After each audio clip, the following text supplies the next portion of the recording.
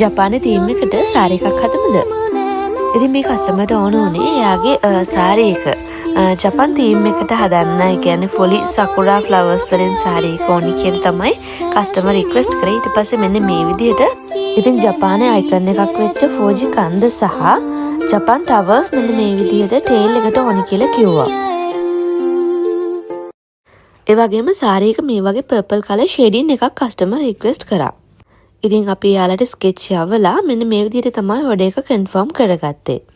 සකුරා flowers pink උනාට කස්ටමර්ට purple colour එකත් mix වෙන්න ඕනි කියලා කිව්වා. ඉතින් මෙන්න මේ විදිහට තමයි සාරි එක ඩිසයින් උනේ. ඉතින් ඇත්තටම ලොකු කාලයක් ගියා මේ ඩිසයින් එකට. හැබැයි අවසාන නිර්මාණය ෆයිනල් ලුක් එක මාර්ම ලස්සනට මම හිතුවා නැති විදිහට ලස්සනටම ආවා. ඉතින් ඇත්තටම ඩිසයින් එක කොච්චර අමාරුද කියනවා නම් මේ වගේ පාන්දර වෙනකන් හැරන් ඉඳලා තමයි මේ නිර්මාණය අපිට කරන්න සිද්ධ වුනේ. ඉතින් දවස් ගාණක් නිදි මරාගෙන මොකද්ද මේ කරපු ලස්සන නිර්මාණය කියලා ඔයාලට බලන්න ආස ඇතිනේ. ඉතින් අනිවාර්යෙන් වීඩියෝ එක අවසාන වෙනකම් බලන්න ෆයිනල් ලුක් එක බලා ගන්න. ඉතින් මේ තියෙන්නේ සාරි කිය අමාරුම කොටස.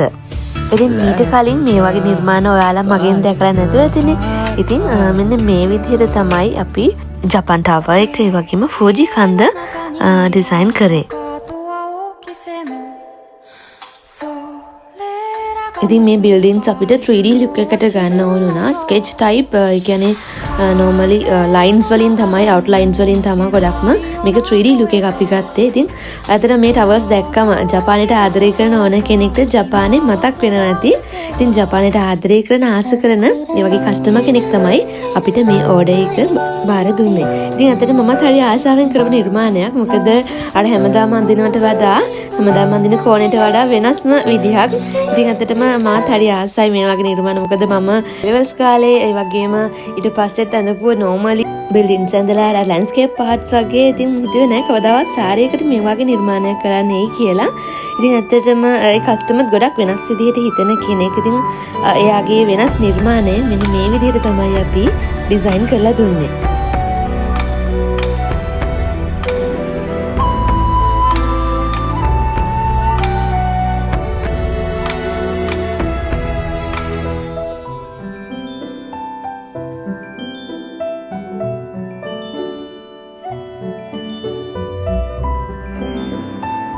ඉතින් දැන් ඔන්න තියෙන සාරිකේ අවසාන අදිය. ඉතින් බලන්නකෝ වෙලාව. දවස් ගාණක් නිදි මරාගෙන කරපු අතරම හරි ලස්සන නිර්මාණයක්. එහෙනම් අපි ෆයිනල් ලුක් එක බලමුද?